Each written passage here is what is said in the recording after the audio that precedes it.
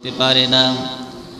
আল্লাহর নবী রাহমাতাল লিল আলামিনের বিশিষ্ট সাহাবী হযরতে আবু হুরায়রা রাদিয়াল্লাহু তাআলা আনহু থেকে একটা হাদিস বর্ণিত, তিনি বলেন আন্নাহু ক্বালা মা রাআইতু শাইআন আহসানা মির রাসূলিল্লাহি সাল্লাল্লাহু আলাইহি ওয়াসাল্লাম। হযরতে আবু হুরায়রা রাদিয়াল্লাহু তাআলা আনহু বলেন, আল্লাহর রাসূলের চাইতে অধিক সুন্দর আমি আর কোনো কিছুই দেখি না। জোরে বলুন সুবহানাল্লাহ। রাসূলের চাইতে অধিক সুন্দর আমি পৃথিবীর মধ্যে আর কোনো কিছুই দেখি না। জোরে বলুন সুবহানাল্লাহ। তিনি বলেন কাআন্না শামসা তাজরি ফি ওয়াজহিহি।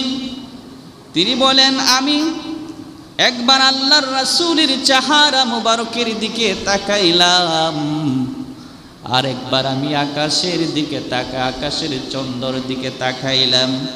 আমি দেখি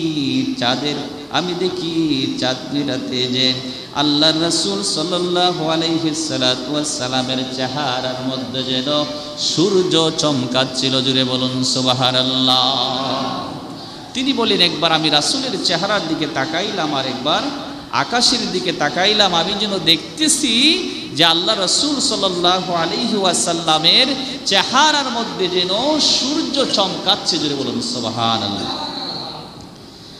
আমার নবী রাহমাতাল লিল আলামিন যে নূর, তা প্রমাণ করার জন্য অন্য একটি হাদিসের মধ্যে 2 নম্বর হাদিস হচ্ছে আল্লাহর নবী সাল্লাল্লাহু আলাইহি ওয়াসাল্লাম বলেন ওয়ান জাবির ইবনে সামুরা রাদিয়াল্লাহু তাআলা أنه قال رسول الله صلى الله عليه وسلم رأيت النبي صلى الله عليه وسلم في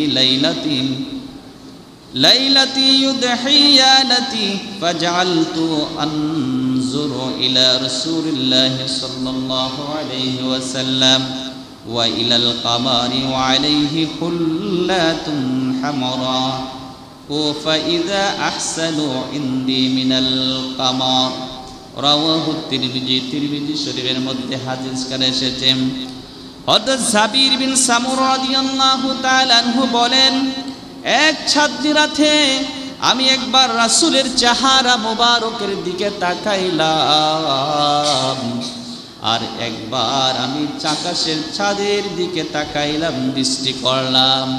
আমি ওই সময় রাসূল সাল্লাল্লাহু আলাইহি ওয়াসাল্লামের শরীরের একখানা লাল চাদর ছিল।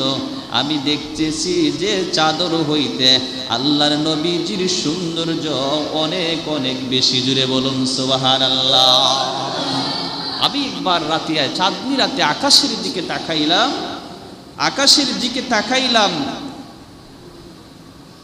আর একবার আমি আল্লাহর নবী সাল্লাল্লাহু আলাইহি সাল্লামের চেহারার দিকে তাকাইলাম।